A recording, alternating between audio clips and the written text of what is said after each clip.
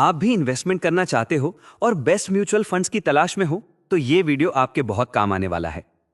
अक्सर लोग अच्छे फंड्स ढूंढते समय कुछ बातों पर ध्यान देते हैं, जैसे कि कम एक्सपेंस रेशियो, फंड की परफॉर्मेंस और वो कितने एक्टिव म्यूचुअल फंड्स हैं। कभी कभी लोग ऐसे फंड्स देखते हैं जिनका पोर्टफोलियो बड़ा हो। आज हम ऐसे ही दो कमाल के फंड्स की बात करेंगे और देखेंगे कि कैसे उनमें बड़ा डिफरेंस आ सकता है। असल में किसी भी फंड को चुनने से पहले हमें उसके फंड साइज, कैटेगरी, परफॉर्मेंस और फंड मैनेजर्स को अच्छे से देखना चाहिए। मार्केट में कई तरह के फंड्स होते हैं, जैसे कि mid cap fund, flexi cap, multi cap, small cap और हाइब्रिड फंड। हर कैटेगरी की अपनी खासियत होती है। कुछ फंड्स में करेक्शन कम होता है, मतलब वो मार्केट की गिरावट में ज्यादा नहीं गिरते।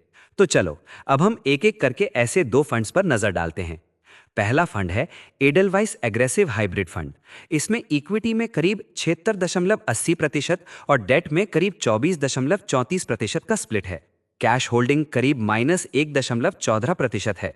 इसका टोटल फंड साइज 3,480 करोड़ रुपए का है और इसमें कुल 104 कंपनीज में इन्वेस्टमेंट किया गया है। इसकी परफॉर्मेंस काफी अच्छी रही है। एक साल में करीब 9% का रिटर्न दिया है, जबकि 3 साल में ये 18% और 5 साल में 16% तक पहुंचा है। ऑल टाइम का एवरेज रिटर्न करीब 14% रहा है।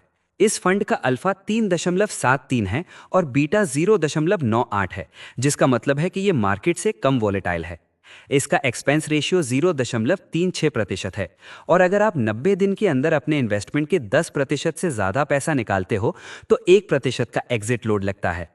अब बात करते हैं दूसरे फंड की, जिसका नाम है Nippon India multi asset allocation fund.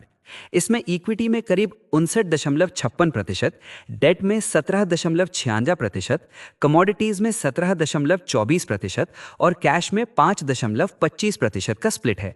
इस फंड का कुल साइज 10,661 करोड़ रुपए का है और इसमें 153 कंपनीज में इन्वेस्टमेंट किया गया है। इसके रिटर्न्स काफी अच्छे रहे हैं। एक साल में 23%, 3 साल में 22% और 5 साल में 18%, और इसकी रैंक भी टॉप फंड्स में आती है। इस फंड का अल्फा 7.76 है और बीटा 0.18 है, जो फिर से इसकी कम वॉलेटिलिटी को दिखाता है।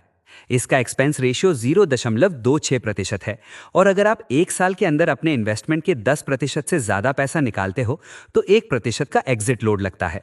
तो देखो भाई, ये दोनों फंड्स अपनी अपनी कैटेगरीज में बहुत अच्छा परफॉर्म कर रहे हैं। खासकर कम एक्सपेंस रेशियो वाले इंडेक्स फंड्स लंबे समय के लिए बहुत फायदेमंद हो सकते हैं। लेकिन किसी भी इन्वेस्टमेंट से पहले अपनी जरूरत और रिस्क लेने की क्षमता को समझना बहुत जरूरी है। अगर आपको ऐसे और फंड्स के बारे में जानना है तो हमारे चैनल को सब्सक्राइब करना ना भूलें।